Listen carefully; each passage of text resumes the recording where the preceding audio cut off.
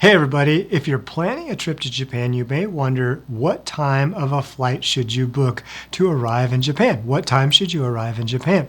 What most people don't know is that arrivals and departures from countries and airports usually happen in banks of time. For Tokyo airports, the Haneda and Narita airport, which are the most common, those banks or times, those usually arrive around 5 a.m., 2 p.m., and about 10 p.m., of course, give or take an hour. You can always find a flight that arrives somewhere in between all those things. But those are the general times. And what time should you arrive? That's an important question. We need to talk about it. As the Japanese would say, それについてお話ししましょう. Japan with Dennis. I'm Dennis. I lived in Japan, I speak the language, and I love the Japanese culture. I'll share with you tips you need to know before you travel to Japan and key cultural things you need to do while there. I'll show you where you can go and what you can do to get off the tourist track and experience the real Japan. And learning a few Japanese words and phrases can only enrich in our experience. 日本に行きましょうか? All right, well, let me just cut to the chase. Of all the different banks of times that you could arrive in Japan I think the best time is 2 p.m. You might feel differently depending on the nature of your body, how well you get over jet lag, and what your plans are for the day. But let's talk about that for just a minute. Most hotels will allow you to check in around 3 o'clock. So if you arrive at the airport around 2 p.m., then you go through immigration, which is pretty easy, especially if you've registered before. Be sure to subscribe so I show you how to register immigration before you even get to the airport. Makes things a lot easier. But then, of course, you're going to get your luggage unless you've chosen to just do a carry-on, which I also recommend.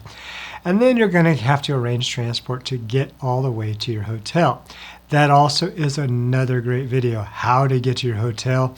I'll just give you a sneak peek. I'm going to be making a video. A lot of people think I don't want to have to worry about it, and so they want to get on a bus or they want to get on a taxi. And those things can cost anywhere from $40 to $180 to get to your hotel in some of the more common places in Tokyo. I have found, in fact, I just went to Tokyo just the other day. I landed at Haneda, and I was going to one of the hotels kind of along the line of Shinjuku and Shibuya and Ueno. And I was able to get on the train from the airport, directly from the airport, for $3.20. Well, I'm a cheapo, so I like to spend a little bit.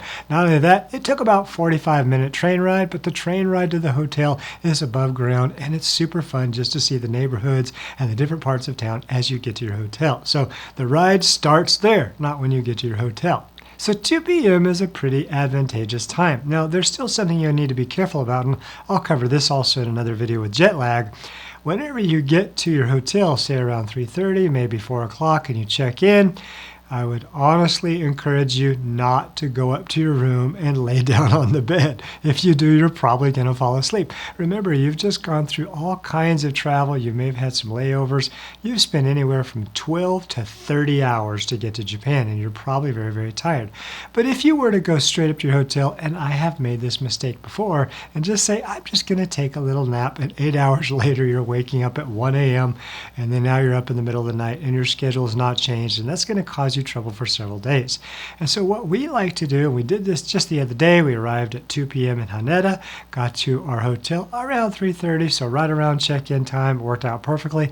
We put our stuff in the hotel, threw a little bit of water on our faces, and then we walked to a local ginza, a local historic district where we had food and we got to walk around the streets. Now, were we kind of walking zombies? Yeah, a little bit. In fact, it was so bad that I left my phone in one of the restaurants. Luckily, the guy came out of the restaurant very quickly and gave me my phone. What a horrible thing to do in Japan, lose your phone on day one. But you have to be aware of that. But I try my best to stay up till about 10 p.m. And that's a little bit hard. And then when you go to bed, you're very, very tired. You'll probably wake up, who knows what time. If it's good, you'll probably wake up at around 8 a.m. You might even wake up around 10 a.m. and that's fine. So take a peek at these times again. So you can land at a bank of time around 5 a.m. I think that's probably one of the worst times to arrive, but you can do it. Then you could arrive around 2 p.m. and then you could choose to arrive around 10 p.m. The first best time to arrive, I think, is around the 2 p.m. time. Then the 10 p.m. time is also pretty good. It's doable. I'll show you some strategies on that. And then the 5 a.m., 6 a.m. time, sometimes 4:30 in the morning time. That's really not the best time to arrive because what are you going to do until you can check into your hotel? You're kind of stuck as a zombie wandering around Tokyo and you can't even check into your hotel, and then you may even have your luggage with you. I'll talk about some strategies on how to deal with that. In fact, I'll talk about strategies for each of these times. All right, as I said, 2 p.m. is probably the best time, but why wouldn't everybody just pick 2 p.m.? The second best time, I think, is around 10 p.m., especially if you go into Tokyo Haneda. The reason why is because you can stay in this very cool little pod right at the airport. It's just a cubicle, but it's the coolest experience. And next time I go to Japan, I'll probably try to stay in one of those, and I'll get the videos for you so it shows you what it's like. But arriving at 5 a.m. is not the best time in the world, so why wouldn't everybody just arrive at the perfect time? Well, it has to do with airfare cost. To arrive at 2 p.m., which is probably the most preferred time by most people, when you look at airplane tickets, now it just depends on the cost of airfare right now, but having just done this, the airfare at this point right now, I'm planning a Tokyo Haneda Airport right now trip, and the costs are anywhere from about $967 to $1,300, depending on the seat that I pick on the plane. So that's not bad, but whenever I look at arriving at 10 p.m., the second best time, now the flight costs are hovering around $800 to maybe $1,050. That's a pretty big savings. I can save about $300 by arriving at 10 p.m. The problem is I probably just need to arrange some kind of sleep somewhere that night, or I need to arrange with my hotel that I'm going to be getting in at probably midnight. And you can do that. And then, of course, there's the 5 a.m., and this is the most problematic. To arrive at 5 a.m., the same ticket might cost as little as $600. I've even seen tickets for $550 round trip as long as you're willing to arrive in Tokyo at about 4:30 or 5 a.m. So you can see why that's tempting, and you can make all of those things work. But let's talk about how to make each of those work. All right, as I said with the 2 p.m., there's really nothing to do. You just get to your hotel. You'll end up there around 3:30, 4 o'clock, something like that. My only advice is that you get to your hotel, you check in, put your luggage in your room, slap some water on your face, and then go for a walk and try to spend the next few hours out. Try not to come back to your room and fall asleep until about 10 p.m. if you can. That'll go a long ways to help you correct the jet lag, and it'll switch your schedule so that you can enjoy Japan. You don't spend it sleeping while you're there. Now, the 10 p.m. one is intriguing. It could be 9, 10, even 11 p.m. That's intriguing, and if you want to, you can still get to your hotel. If you're super tired, you could spend the more money on the taxi. That can be as much as, well, $80 to $150. But if there's a couple of you, you might just bake that into the cake for your travel. I like to take the train. The train's very doable at that time, especially in Tokyo Haneda, but also Narita. There's a train just below the station, below the airport. So you just go hop on that certain line. You have to do one transfer to get to most of the hotels that you want to get to, sometimes 2 transfers. That's pretty intimidating sometimes if you're not used to the Japanese system. It's 10 or 11 at night, and you're kind of a walking zombie because you didn't really sleep on the plane. But definitely a very interesting and intriguing possibility is to stay at the airport in what we call a sleeping pod. And usually it's 2 people per pod or 1 person per pod. They have a bathroom, they have a robe, they have slippers, and you can go shower. It's a pretty cool experience. In fact, it's kind of a quintessential Japanese experience.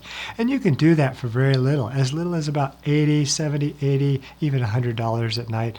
And that's something that you can just get into. You're dead tired, and then you wake up the next day around 6 or 7 o'clock. You'll check out of your pod, and the sun's up, and you're ready to tackle Tokyo. Now, you will have to stay abound out of a hotel for a little while because you don't check in again until 3 that day. And you may have your luggage with you, probably do have your luggage. One strategy you can use is go straight to the hotel that next day and give them your luggage. You can check in your luggage, and they'll take it, they'll hold it for you, and then you can go out and play in Tokyo for a little while until you come back at about 3 p.m. to do the check-in entirely. All right, now then there is the 5 a.m., 4:30, 5 a.m., and that's not the best time to arrive in Tokyo, I believe. However, it's about half the cost. So if that's what it takes to make your Japanese trip work, then do it. Just don't plan a ton that day. just plan to do things that are relaxing. You may want to go see a museum, you may want to sit in a park and read. And I say read, but you might doze off a little bit on the park bench, but just enjoy the ambience of Japan. Even in Tokyo, it's not like it's all city. There are some great parks there, some great places, great temple grounds where you can sit and relax and until it's time to check in. But even then, when you check in, you're not going to want to check in at 3 and then immediately go to sleep, because you're going to not switch your schedule and you're going to have that jet lag problem for several more days in Japan. We don't want to sleep our Japan trip away. All right, and so those are the times that you may want to consider.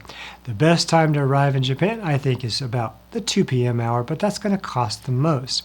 And then the next best time is around the 10 p.m. hour, and you can still get your hotel. If you can get there by midnight, have a little bit of a late check-in, that's going to be okay too. Be sure to tell your hotel that you're going to be checking in late. And then, of course, if you want to get there at 4:30 or 5 a.m., you can do that. Just go to your hotel, give them your luggage, and then find a way to go about Tokyo that day the best you can. Maybe go to a park, sit on a bench, kind of cat nap. Just be aware of your surroundings, and then you'll get through that day and get all the way till 10 p.m. You'll be tired that night. That's okay. But hey, you will have got to Japan for probably half the cost. All right, this has been fun, but as we usually do, let's learn a few relevant Japanese phrases and words here.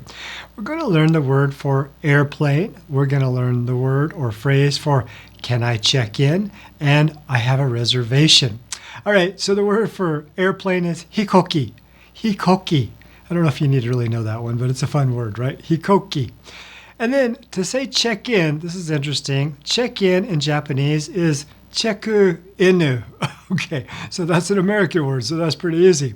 But I want to teach you can I. And you can also use this as can you, or I can, or you can.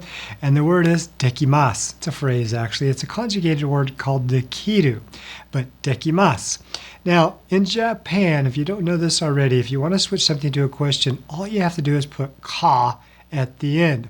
So if I said dekimasu ka, I'm asking you, can you do that? So I can line these things up and say, cheku inu dekimasu ka? I'm saying, can I check in? Because sometimes when you get to your hotel, you might be able to check in a little bit early. So if you're there at 2 o'clock or even 1 o'clock, you can still ask, cheku inu dekimasu ka? I'm going to put the ka at the end because that turns it into a question. And then, of course, if you said, cheku inu dekimasu, you're saying, I can check in, because you didn't put a ka at the end. But can I check in is dekimasu ka? Check in dekimasu ka? And then finally, the word for reservation is yoyaku. Yoyaku. You might use that a lot throughout your Japan. I was just using it the other day to try to make a reservation for some bicycle rentals. That's a yoyaku. A reservation for a hotel. A yoyaku. A reservation for a restaurant. A yoyaku. So you could say yoyaku dekimasu ka?